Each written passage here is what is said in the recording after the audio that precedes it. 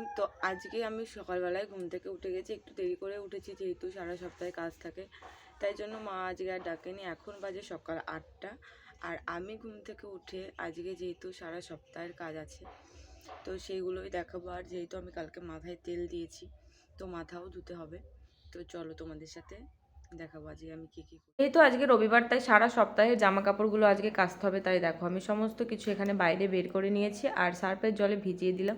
তারপর আমি যেহেতু একটুখানি হলুদ খাই, তারপর হলুদটা খেয়ে নিলাম আর বেশ স্কিন কেয়ারটা করে নিলাম। তারপর সমস্ত জামা কাপড়গুলো কেচে এখানে দেখো মাঠের কাছে মেলে দিয়েছি আর তারপর স্নান করে নিয়েছি। যেহেতু চুল ভেজা ছিল তাই জন্য মাঠে এসেছি চুলটা শোকাতে। আর যেহেতু এখন শীতকাল তো দুপুরবেলায় খুব একটা খিদে পায় না, তাই আমি আজকে দুপুরে খেলাম একটা কেক। আর বিকালবেলায় দেখো সমস্ত জামা কাপড়গুলো তুলে আনলাম, তারপর ঘর ঝাড় দিলাম, সন্ধ্যা দিলাম। আর আমার এই জামা কাপড় রাখার জায়গাটা খুব অগোছালো হয়েছিল, সেটাকেই আজকে সুন্দর করে পরিষ্কার করে গোছাবো।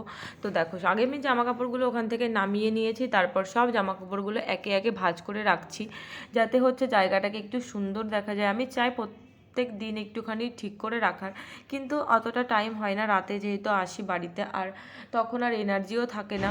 তো আজকে যেহেতু রবিবার তাই আমি চাইছি যে পুরো জায়গাটা আজকে যেন ক্লিন করে নিতে পারি। তারপর বিছানাটাকে সুন্দর করে গোছালাম। আর দেখো লাস্ট ফিনিশিংটা কেমন লাগছে, এইটা হচ্ছে আগের জায়গাটা কেমন ছিল আর এখন দেখো কতটা সুন্দর লাগছে।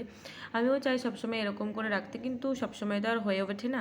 তারপর হচ্ছে আজকে ছিল যেহেতু রবিবার, তো আজকে বাবা এনেছিল মাংস আর মা করেছিল মাংস আর লুচি, তো সেটাই আজকে রাতে খেলাম আর ঘুমিয়ে পড়লাম। তো তোমাদের যদি ভালো লাগে অবশ্যই আমার চ্যানেলটা সাবস্ক্রাইব করো আর পাশে থেকো। সবাই সুস্থ থেকো আর থ্যাঙ্কস ফর ওয়াচিং।